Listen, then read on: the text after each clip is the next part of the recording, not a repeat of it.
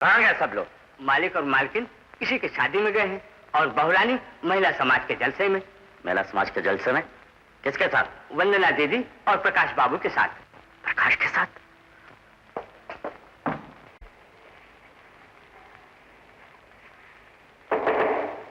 कमेन। Sorry, वंदना नहीं है क्या? जी नहीं, वो महिला समाज की सेक्रेटरी से मिलने गई है, बस आती ही होगी। आप बैठिए ना। समझ में नहीं आता आपको शुक्रिया कैसे अदा करूं। सचमुच आपकी वजह से तो प्रोग्राम में 4 चांद लग गए। मैं बहुत परेशान हो गया था, अगर आप नहीं आती तो क्या होता? बहुत बुरा होता। आप लोगों को मिलने का मौका कैसे मिलता? बसंत बाबू, चलो मेरे पास, चलो मेरे पास। आप मेरे हाथ को छोड़िए ना, चलते रहिए। तुमने क्या सोचा था? मैं वापस नहीं आऊंगा। आज तुम नहीं, जब मैं नहीं। वंदना दीदी, तुम कहाँ थी? क्या हुआ? बसंत बाबू बहुत गुस्से में थे, पूर्णिमा को जबरदस्ती घसीटते में ले गए हैं। बसंत बाबू? हाँ।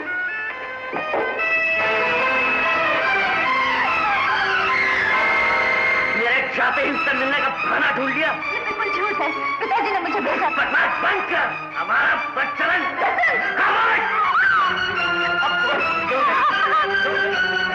वाह बहादुर वाह, मत हो तो तुम जैसा हो। अरे ताकत आजमानी है तो किसी मर्द से जाकर उलझो जो तुम्हें इस छड़ी का जवाब डरने से दे सके। सवाल संभाल कर बात करो, नहीं तो क्या कर लोगे? वंदना, क्यों बुरी बनती है मेरी किस्मत में तरेरों का मरना लिखा है। ये दुनिया शराफत की नहीं है पूनम, जितना दबोगी उतना ही दबाई जाओगी। तो मेरी ईद का जवाब पत्थर से देना चाहिए। जाती हो या धक्के मार कर पार करूं? जरा हाथ लगा कर तो देखो, सूरत बिगाड़ कर ना रख दो तो मेरा नाम वंदना नहीं। सुनिए वंदना, भगवान के लिए तुम यहाँ से चली जाओ। नहीं, तुम्हें वहाँ ले जाने की जिम्मेदार मैं हूँ और अब मैं ही तुम्हें इसके जुल्म से छुटकारा दिलाऊंगी। मैं अभी इसी वक्त जाकर पुलिस को लाती हूँ। वंदना, पुलिस तक इसके कलम कभी नहीं पहुंचेंगे। मैं इसे जान से मारूंगा।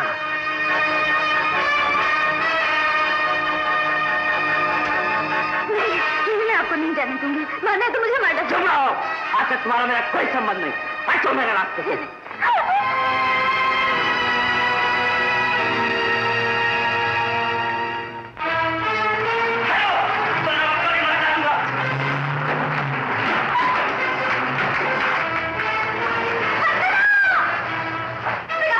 जल्दी चलिए। क्या हुआ?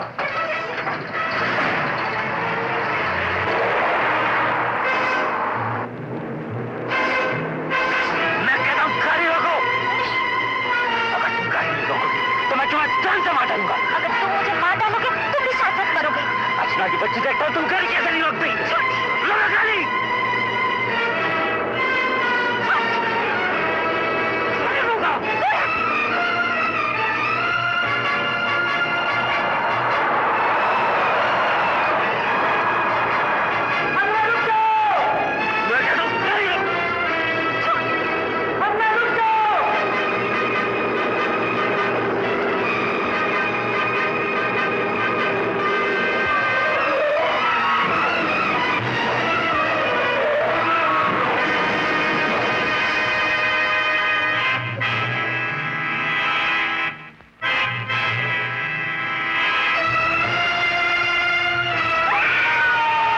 हमदर्दी का बहुत बहुत शुक्रिया। बैठिए। क्या बात है राजलाल? जी, बसंत बाबू का कुछ कर्ज है। कर्ज? जी, उन्होंने इन लोगों से रुपया ले रखा है। रुपया? कितना रुपया? तकरीबन 15 लाख। 15 लाख? इतने रुपए मेरे पास कहाँ? क्या आप लोग ये चाहते हैं कि मैं घर से बेघर हो जाऊं, दर बदर की ठोकरें खाऊं? हम आपको घर से बेघर करने नहीं आए, अपनी दी हुई रकम लेने आए हैं। ठीक है सेठ जी, हम चलते हैं।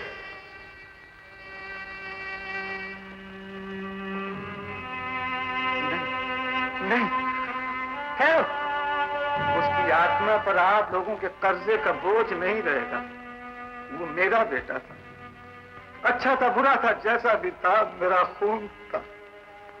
चाहे मैं लुट जाऊं, भिखारी बन जाऊं, लेकिन मरने के बाद किसी के मुंह से उसके लिए बुराई नहीं सुनूंगा। जाइए, आप लोगों की पाई पाई मिल जाए।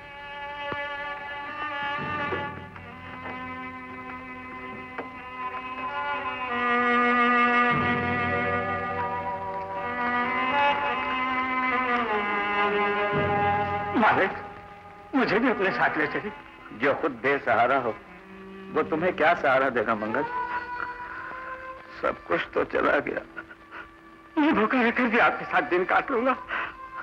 नहीं मंगल, मैं तुम्हें अपनी बदनसीबी का हिस्सेदार नहीं बनाना चाहता। अच्छा, भगवान तुम लोगों को सुखी रखे। चलो।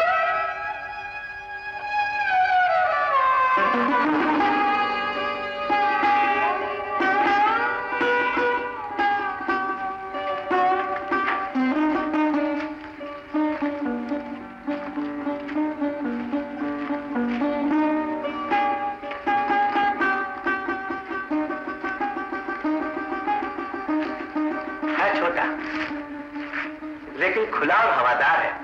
भाई मुझे तो बहुत पसंद है। तुम्हें कैसा लगा बेटी? मुझे बहुत अच्छा है। इसे तो अच्छा लगेगा ही। जो अच्छा था उसे हजम कर बैठे। क्या हो गया तुम्हें? जो था उससे भूल जाओ, जो है उसी में खुश रहने की कोशिश करो। खुशी नसीब में होती तो ये मनहूस दुल्हन बनकर हमारे घर क्यों आती? उसमें इस बेचारी का क्या कसूर? तुम समझते क्यों नहीं? सारा कसूर इसी का है। ये मनहूस है। हमारी सारी बर्बादी की जिम्मेदारी यही है। भगवान से डरो शारदा, भगवान से डरो। अगर इल्जाम देने पे आए तो ये बेचारी भी हमें मनहूस कह सकती है। ये कह सकती है कि जिस दिन से ये बेचारी दुल्हन बनकर हमारे घर आई इसे चैन नहीं मिला।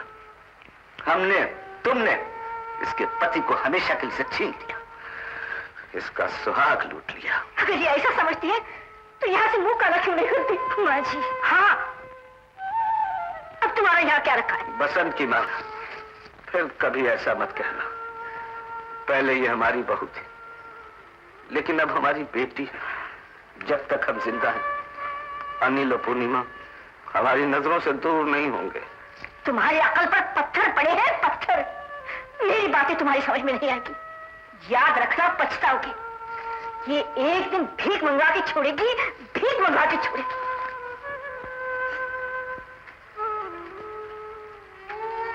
बेटी, इनकी बातों का बुरा मत मानना। बसंत को बहुत चाहती थी। एक लौता बेटा था ना, हमने पागलों जैसी हालत कर अच्छे बुरे की तमीज मिट गई।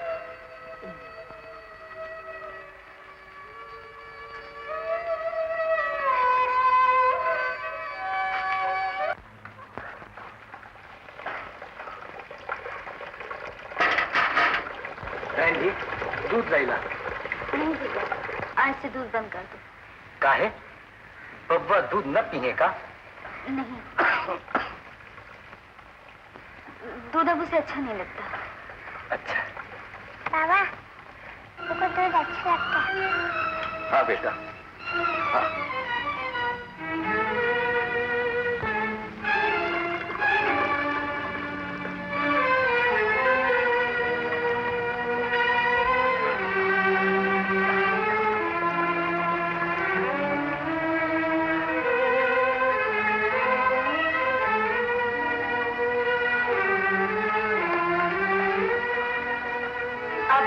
पिताजी? काम की तलाश में। कल तक हाई ब्लड प्रेशर था, डॉक्टर ने आपसे आराम करने के लिए कहा था। डॉक्टर अपना पुराना आदमी है ना, मैं अब भी उसे सेठ रतन लाल ही दिखाई देता हूँ, जो उसके कहने से बस वो आराम कर सकता है। आप कुछ भी कहिए, तो उसे पूछे, मैं आपको नहीं जाने दूंगी। अरे पगली, मुझे कुछ नहीं होने वाला। बड़ी लंबी उम्र के पैदा हुआ हूँ, न जाना देखना बापी। देखो ना, कल ये हाथ हजारों के पेट भरता था और आज अपने पोते को एक बूंद दूध नहीं दे सकता। आप सलामत रहेंगे तो उसे सब कुछ मिल जाएगा। आप आराम कीजिए। नहीं बेटी, मुझे जाने दो। मैं वादा करता हूँ, डॉक्टर क्या भी हुआ होगा। हाँ?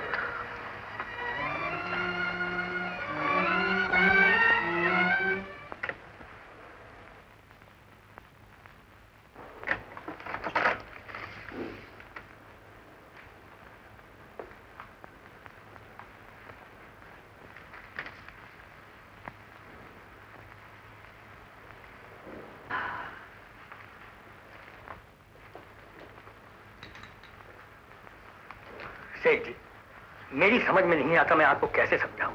आपको आराम की सख्त जरूरत है, कंप्लीट रेस्ट। वो तो ठीक है डॉक्टर, लेकिन क्या करूं?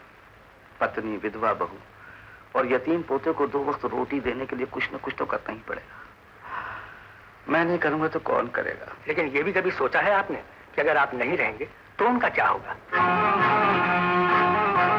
आप ही उन बेसहारों का सहारा है। इसीलिए मैं कहता हूं आप अपनी सेहत का ख्याल रखिए, आराम कीजिए और वही दवा कंटिन्यू कीजिए।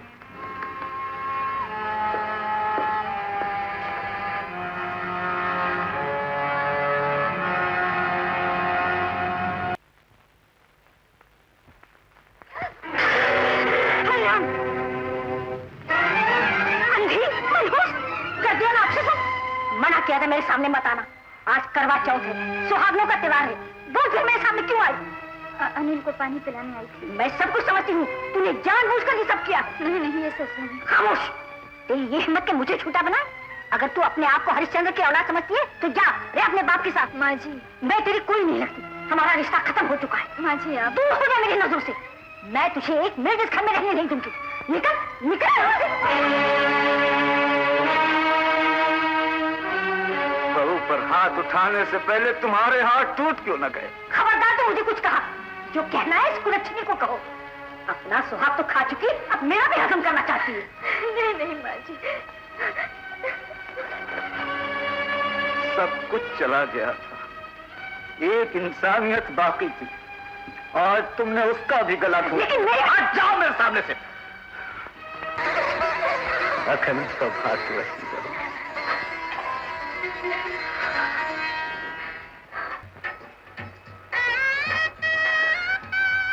आज तुम दोनों को इस रूप में देखकर मुझे सब कुछ मिल गया। भगवान इस सिंदूर की लाली को सदा बनाए रखे। पिताजी, मुझसे कभी कोई भूल भी हो तो उसे माफ कर दीजिएगा। माफी तो मुझे मांगनी चाहिए। बेटी विदा होकर ससुराल जा रही है और मैं अभागा खाली हाथ उसके सामने खड़ा हूं। उसे कुछ देने के बजाय उल्टा कुछ मांगना चाहता हूं। डरता हूं कहीं बाप के फैले हाथ खाली न लौट आए। ऐसी क्या बात हो सकती है? आप कहिए तो सही। अनिल को हमारे पास रहने दो। पिताजी, माँ से बेटे को छुड़ाने का मुझे हक तो नहीं है, लेकिन वो पास रहेगा तो उसकी भोली और मासूम बातों से हमारे ये पहाड़ जैसे दिन कट जाएंगे। हाँ कह दो। चाचा जी से ज्यादा अनिल का कौन ख्याल रखेगा? और फिर हम इसी शहर में तो हैं, जब जी चाहे मिल लिया करेंगे। रहने दो प्रकाश, मैं अपनी बेटी को दुखी नहीं करना चाहता। नहीं नहीं पिताजी, मेरी खुशियों से बढ़कर आपकी खुशी है। आप जब तक चाहेंगे अनिल आप ही के पास रहेगा। जीती रहो बेटी, मैं यही सुनना चाहता था। अच्छा आओ चल। स्वागतम, सुस्वागतम। आइए आइए आइए। अरे उधर क्या खड़ी, जल्दी से आटी उतारना।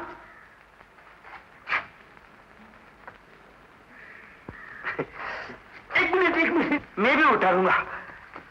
मर गए चिमन भाई, जेब में 1.5 नहीं है। साले भाई 1 रुपया उठा देना, परसों दे दूंगा। अरे भगवान तुम दोनों की जोड़ी सलामत रखे। अब पधारो और अपने कमरे की तरफ सिधारो। साले भाई मौसम बहुत धांसू है।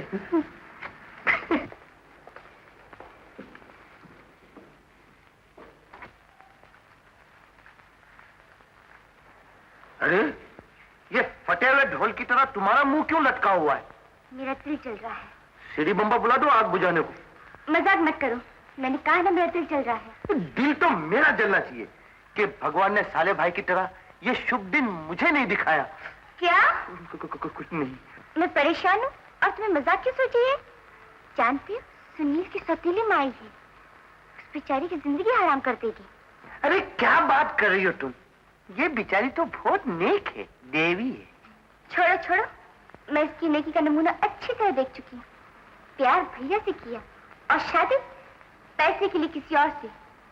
मुझे वो सब अच्छी तरह याद है, भूली नहीं हूँ। याद है एक दिन तुमने कहा था जिंदगी पलट कर आवाज देना नहीं बल्कि आगे बढ़ना सिखाती है। लेकिन आज जिंदगी और वक्त दोनों पलट कर वापस लौट आए। लगता है लिखते लिखते कातिब तकदीर को अपनी गलती का एहसास हो गया और कई वर्ग एक साथ पलट कर उसने जहां से भूल की थी वहीं से फिर लिखना शुरू कर दिया।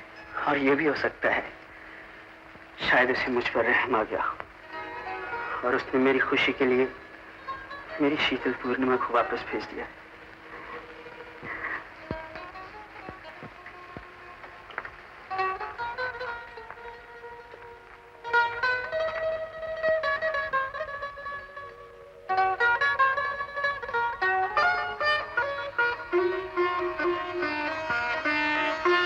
अरे मुन्ना, कहाँ जा रहे हो बेटा? बाहर क्यों? आंटी ने बोला कि ये सतीली माँ ये मुझे मारेगी। नहीं बेटे, ऐसी बात नहीं करते। नैना आंटी ने जो कहा है झूठ कहा है। मैं तो तुम्हारी सगी माँ हूँ। सगी माँ? हाँ, आओ अपनी मम्मी के पास आओ। आओ आओ बेटे। मम्मी मम्मी अब तो मुझे छोड़ कर नहीं जाओगी ना? नहीं बेटे, कभी नहीं जाऊंगी। मम्मी तुम मोटर पे नहीं बैठना। क्यों? मोटर में मम्मी बैठती है फिर वापस नहीं आती है। सुनिए सुनिए, मेरे